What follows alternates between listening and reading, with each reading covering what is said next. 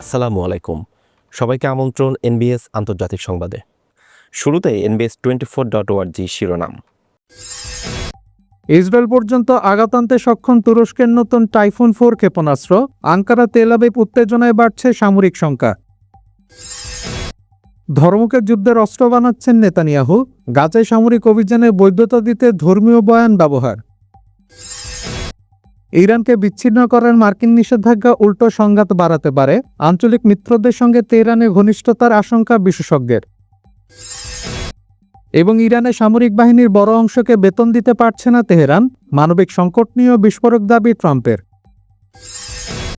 দর্শক, যুক্তরাষ্ট্রে নতুন করে আরোপ করা নিষেধাজ্ঞার মুখে ইরানও আত্মসমর্পণের বদলে আরও সংঘাত উত্তেজনার পথে হাঁটতে পারে বলে মনে করছেন ইতালি তুরিন বিশ্ববিদ্যালয়ের ইতিহাসের অধ্যাপক লরেঞ্জো কামেল। তার মতে, ইরানকে আন্তর্জাতিকভাবে বিচ্ছিন্ন করার চেষ্টা শেষ পর্যন্ত ওয়াশিংটনের প্রত্যাশার বিপরীত ফল বয়ে আনতে পারে। এই বিষয়টি আপনি কিভাবে দেখছেন? ভিডিওটিতে একটি লাইক দিয়ে কমেন্ট করে জানিয়ে দিন আপনার মূল্যবান মন্তব্য। দর্শক, এতক্ষণ শুনছিলেন শিরোনাম, এবার বিস্তারিত। খবর পড়ছি আমি ফজলে রাব্বি। ইসরায়েল পর্যন্ত আঘাত আনতে সক্ষম তুরস্কের নতুন টাইফুন 4 ক্ষেপণাস্ত্র। আঙ্কারা তেল আবিব উত্তেজনায় বাড়ছে সামরিক শঙ্কা। ইসরায়েলি ভূখণ্ডে আঘাত আনতে সক্ষম এমন দূরপাল্লার নতুন ব্যালিস্টিক ক্ষেপণাস্ত্র টাইফুন 4 নিজেদের সমর ভাণ্ডারে যুক্ত করেছে তুরস্ক। তুর্কি গণমাধ্যমের বরাতে এমন তথ্য সামনে এসেছে। ধারণা করা হচ্ছে ক্ষেপণাস্ত্রটি পাল্লা প্রায় 1500 কিলোমিটার। শুধু দীর্ঘ পাল্লাই নয়, টাইফুন 4 এর বড় বৈশিষ্ট্য এর গতিপথ পরিবর্তনের সক্ষমতা। উড্ডয়নের শেষ পর্যায়েও লক্ষ্য পরিবর্তন করতে পারে প্রচলিত আকাশ প্রতিরক্ষা ব্যবস্থার জন্য এটি চ্যালেঞ্জ তৈরি করতে পারে বলে ধারণা করা হচ্ছে। ক্ষেপণাস্ত্রটির গতি কয়েক ঘন্টায় 1000 কিলোমিটার পৌঁছাতে পারে বলেও দাবি করা হচ্ছে। আর এই সক্ষমতায় তুরস্ককে নেটোর বাইরের কোনো দেশের উপর নির্ভর না করে নিজস্ব দূরপাল্লার হামলার সক্ষমতা দিচ্ছে, এমন বিশ্লেষণও রয়েছে। তবে ইসরায়েলি সামরিক বিশেষজ্ঞরা এখনই এটিকে বড় ধরনের হুমকি হিসেবে দেখছেন না, কারণ ব্যালিস্টিক ক্ষেপণাস্ত্র ঠেকাতে ইসরায়েলের রয়েছে বহুস্তরীয় প্রতিরক্ষা ব্যবস্থা, অ্যারো 2, অ্যারো 3 এবং ডেভিড স্লিং এর মতো অত্যাধুনিক প্রযুক্তি। বিশেষজ্ঞদের মতে, ইরানের ব্যালিস্টিক ক্ষেপণাস্ত্র মোকাবেলার অভিজ্ঞতার কারণে ইসরায়েলের প্রতিরক্ষা কাঠামো এমন হামলার জন্য প্রস্তুত। অন্যদিকে টাইফুন 4 পারমাণবিক নয়, প্রচলিত ওয়ারহেড ব্যবহারের কথা বলা হচ্ছে, ফলে এর ধ্বংস ক্ষমতা পারমাণবিক অস্ত্রের তুলনায় অনেক কম। একই সঙ্গে তুরস্ক নেটোর সদস্য হওয়ায় সামরিক সংঘাতে জড়িয়ে পড়ে রাজনৈতিক ও কৌশলগত ঝুঁকিও রয়েছে। তাই ইসরায়েলি বিশেষজ্ঞদের বড় অংশ মনে করছেন টাইফুন 4 শুধু সামরিক সক্ষমতার প্রদর্শন নয়, এর সঙ্গে জড়িয়ে আছে রাজনৈতিক বার্তা ও মনস্তাত্ত্বিক চাপ তৈরির কৌশল। বিশেষ করে গাজা যুদ্ধ আঞ্চলিক রাজনীতিকে ঘিরে আঙ্কারা ও তেল আবিবের সম্পর্ক যখন ক্রমেই তিক্ত হচ্ছে, তখন ইসরায়েল পর্যন্ত পৌঁছাতে সক্ষম ক্ষেপণাস্ত্রের সক্ষমতা সামনে আনা নিঃসন্দেহে গুরুত্বপূর্ণ বার্তা। ধর্মকে যুদ্ধের অস্ত্র বানাচ্ছেন নেতানিয়াহু। গাজায় সামরিক অভিযানে বৈধতা দিতে ধর্মীয় বয়ান ব্যবহার।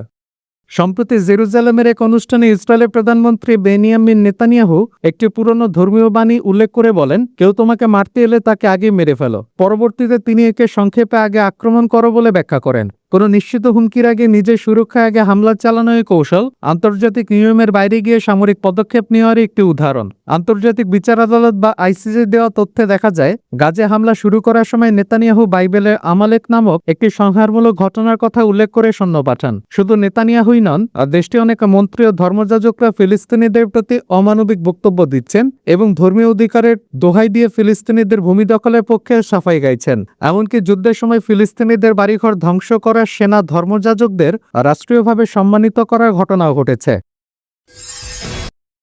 ইরানকে বিচ্ছিন্ন করার মার্কিন নিষেধাজ্ঞা উল্টো সংঘাত বাড়াতে পারে। আঞ্চলিক মিত্রদের সঙ্গে তেহরানে ঘনিষ্ঠতার আশঙ্কা বিশেষজ্ঞের।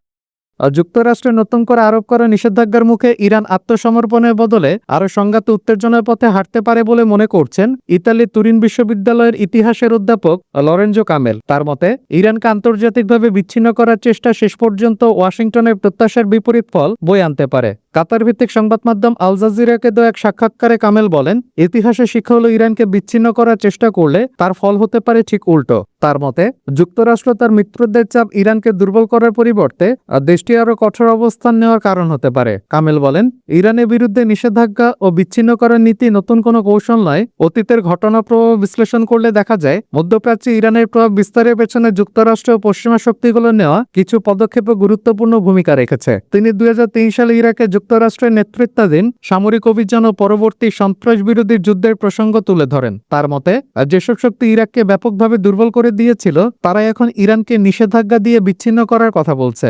অথচ ইরাকের পতন ও দেশটিতে দীর্ঘস্থায়ী অস্থিতিশীলতা ইরানকে মধ্যপ্রাচ্যে নিজেদের প্রভাব ও মিত্রজোট আরও বিস্তারের সুযোগ করে দিয়েছিল। ইরানের সামরিক বাহিনীর বড় অংশকে বেতন দিতে পারছে না তেহরান, মানবিক সংকট নিয়ে বিস্ফোরক দাবি ট্রাম্পের। মার্কিন প্রেসিডেন্ট ডোনাল্ড ট্রাম্প বলেছেন, ইরান তাদের সামরিক বাহিনীর বড় একটি অংশকে বেতন দিতে পারছে না। একই সঙ্গে দেশটি ভয়াবহ মানবিক সংকটের মধ্যে রয়েছে বলে মন্তব্য করেন তিনি। গত মঙ্গলবার নিজের সামাজিক যোগাযোগ মাধ্যম ট্রুথ সোশ্যালে ট্রাম্প লেখেন, ব্যর্থ ইসলামী প্রজাতন্ত্র ইরান তাদের সামরিক বাহিনীর বড় একটি অংশকে বেতন দিচ্ছে না। একই সময় তারা বিক্ষোভকারীদের হত্যা করছে, এমনকি যারা বিক্ষোভ করছে না তাদেরও। এমন মাত্রায় যা আগে দেখা যায়নি। তিনি এটিকে নজিরবিহীন এক মানবিক সংকট বলে আখ্যা দিয়ে এখনই তা বন্ধ করার আহ্বান জানান।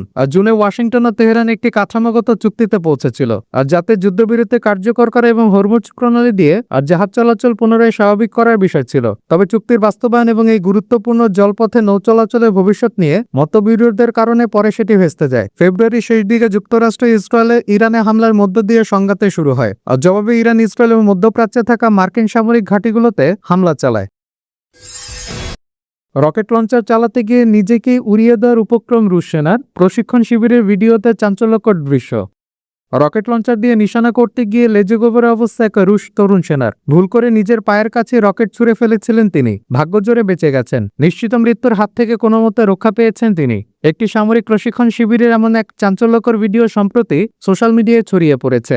ইউক্রেনীয় একটি টেলিগ্রাম চ্যানেলে সম্প্রতি পোস্ট করে এই ভিডিওতে দেখা যায় এক অনভিজ্ঞ রুশ সেনা ফাঁকা মাঠে আরপিজি বা রকেট প্রোপেলড গ্রেনেড চালানোর প্রস্তুতি নিচ্ছেন। ভারী অস্ত্রটি কাঁধে ভারসাম্য রেখে ধরে রাখতে বেশ হিমশিম খাচ্ছিলেন তিনি। এক পর্যায়ে হাত থেকে অস্ত্রটি পিছলে সামনের দিকে ঝুঁকে পড়ে এবং মুহূর্তে রকেটটি লক্ষ্যভ্রষ্ট হয়ে মাত্র কয়েক ইঞ্চি দূরে তার নিজের পায়ের কাছে মাটিতে আছড়ে পড়ে। তবে ভাগ্য ভালো বলতে হবে সেই সেনার, কারণ মাটিতে আছড়ে পড়লেও রকেটটি বিস্ফোরিত হয়নি। আর ধুলোবালি উড়িয়ে মাটি ফুঁড়ে ভেতরে ঢুকে যায় সেটি। সাধারণত এ ধরনের রকেটের নির্দিষ্ট দূরত্ব অতিক্রম না করা পর্যন্ত বিস্ফোরিত হয় না, যার ফলে এক বড় বিপর্যয় থেকে রক্ষা পান তিনি। ঘটনার পরপরই ধোঁয়া উঠতে থাকা রকেটটি যে কোনো সময় ফুটে যেতে পারে এ আতঙ্কে রকেট লঞ্চার ফেলে রেখে দৌড়ে পালান ওই সেনা ও ভিডিও ধারণকারী ব্যক্তি।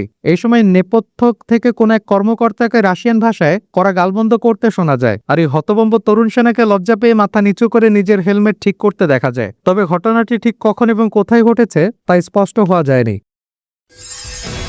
সাবেক স্বামী ইমরান খানের অধিকার রক্ষায় যুক্তরাজ্যে হস্তক্ষেপ চাইলেন জেমাইমা। প্রশ্ন তুললেন, আর কতদিন নীরব থাকবে ব্রিটেন? পাকিস্তানের সাবেক প্রধানমন্ত্রী ইমরান খানের মৌলিক অধিকার রক্ষা এবং তার চিকিৎসা ও পরিবারের সঙ্গে যোগাযোগের সুযোগ নিশ্চিত করতে যুক্তরাজ্য সরকারের হস্তক্ষেপ চেয়েছেন তার সাবেক স্ত্রী জেমাইমা গোল্ডস্মিথ। গত সোমবার সামাজিক যোগাযোগ মাধ্যম এক্সে দেয়া এক পোস্টে জেমাইমা বলেন, পাকিস্তান সরকারকে দেশটির সুপ্রিম কোর্টের নির্দেশনা মেনে চলতে হবে। ইমরানের চিকিৎসা সেবা পাওয়ার সুযোগ, পরিবারের সদস্যদের সঙ্গে সাক্ষাৎ এবং দীর্ঘদিনে একাকী বন্দিত্বের অবসান ঘটানোর আহ্বান জানান তিনি। এই ঘটনায় ইমরানের দল পাকিস্তান তেহরিকে ইনসাফের বা পিটিআর নেতারা প্রতিক্রিয়া জানান। গত শনিবার সরকারের বিরুদ্ধে সুপ্রিম কোর্টে আদালত অবমাননার পিটিশনও দায়ের করে দলটি। জেমাইমা যুক্তরাজ্যের প্রধানমন্ত্রী অ্যান্ডি বার্নহাম ও সাবেক পররাষ্ট্রমন্ত্রী ডেভিড লেমির উদ্দেশ্যে প্রশ্ন করেন, যুক্তরাজ্য আর কতদিন নীরব থাকবে? দর্শক, এই ছিল এখনকার মতো। আমাদের পরবর্তী সংবাদ দেখার আমন্ত্রণ জানিয়ে বিদায় নিচ্ছি আমি শফিউল আলম আরাফ।